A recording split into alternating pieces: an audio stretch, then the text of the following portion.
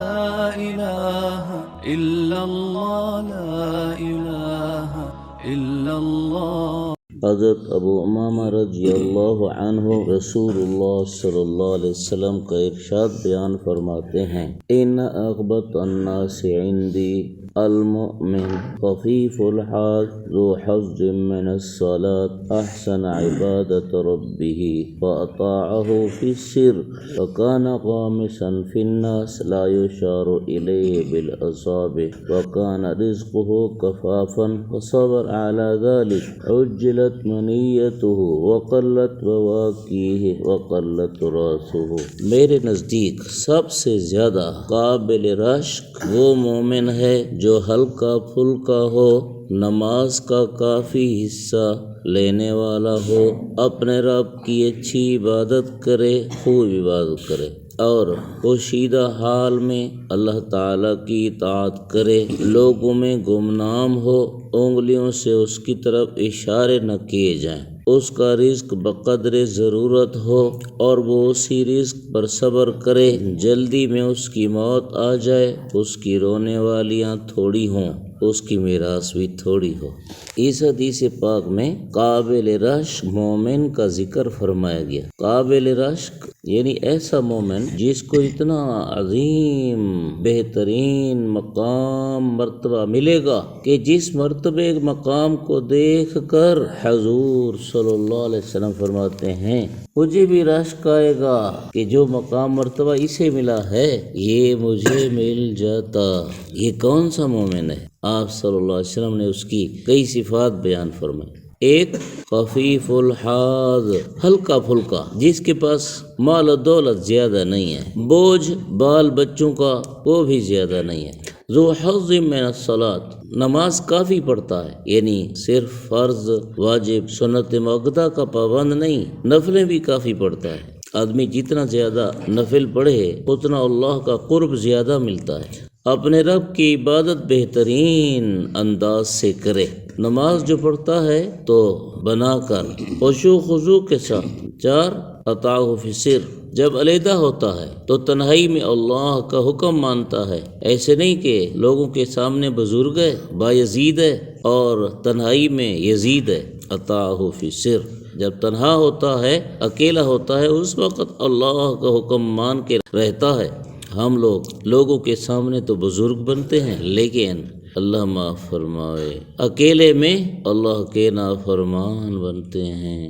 اور صفات، لوگوں میں گمنام ہے، انگلیوں سے اس کی طرف اشارے نہیں ہوتے، یعنی کہ اس کو جانتا پہچانتا ہی کوئی نہیں، بہت کم لوگ اسے جانتے پہچانتے ہیں، اس کی بزرگی، اس کی نیکی، اس کی ولایت لوگوں میں مشہور و معروف ہی نہیں کہ جب وہ کہیں سے گزرے تو لوگ کہیں ہاں یہ بزرگ آدمی ہے جی، یہ نیک آدمی ہے جی، نہیں، اسے زیادہ لوگ جانتے ہی کوئی نہیں۔ اولیاء اللہ چھپے ہوئے ہوتے ہیں۔ صوفیاء کرام ایک حدیث قدسی بیان کرتے ہیں، اس کا مضمون ٹھیک ہے، چاہے سند کے اعتبار سے جیسی ہو، مضمون اس کا ٹھیک ہے۔ اولیائی تحت قبائی لا یعرفہم سوائی، کہ اللہ تعالیٰ فرماتے ہیں میرے جو اولیاء ہیں ان کو میں نے اپنے چادر کے تلے کیا ہے اور میرے سوا ان کو کوئی نہیں پہچانتا۔ حضرت اویس قرنی کو اس کے خاندان والے کدھر سے جانتے تھے، لیکن حضور صلی اللہ علیہ وسلم نے حضرت عمر، حضرت علی رضی اللہ عنہ کو فرمایا جب وہ آئے تو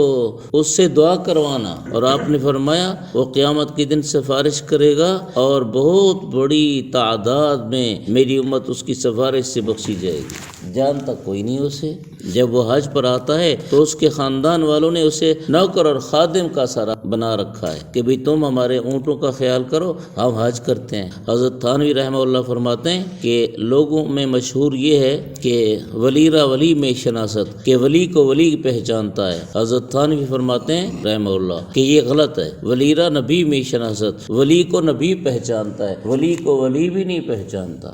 اب آپ لوگوں کو، ہم کو کیا پتا کہ سادے کپڑوں میں چادر میں چھپا نامعلوم شخص اللہ کا ولی ہو۔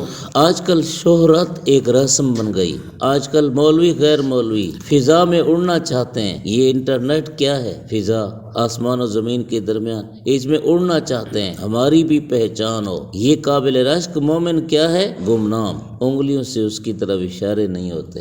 اور صفت، اس کا رزق بقدر ضرورت ہے اور یہ اسی رزق پر صبر کرتا ہے، ہرس نہیں کرتا۔ فرمایا کہ اس کو جلدی موت آ گئی، زیادہ بڑی عمر نہیں ملی، جلدی موت آ گئی۔ اس کے چونکہ بال بچے کم ہیں، اس کا تعلق لوگوں سے کم ہے، اس لیے اس پر رونے والے بھی کم ہیں۔ اور جب مرا تو چونکہ مال و دولت، جائیداد، پیسہ وہ زیادہ اکٹھا نہیں کیا، اس لیے جب وراثت تقسیم ہوئی تو وراثت بھی تھوڑی ہے۔ یہ قابل رشک ہے، دنیا میں ہلکا، آخرت میں ہلکا۔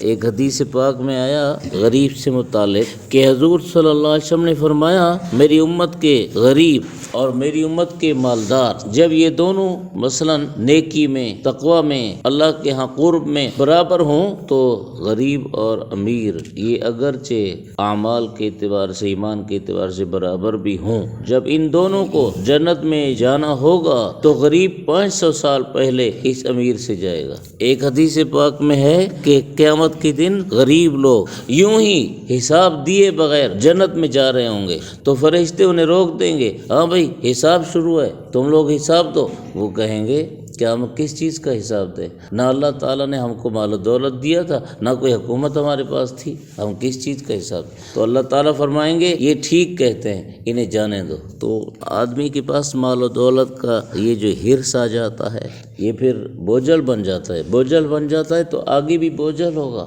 ہلکا ہوگا تو آگے بھی ہلکا ہوگا۔ اللہ تعالیٰ ہماری آخرت میں کامیابی نصیب فرمائے۔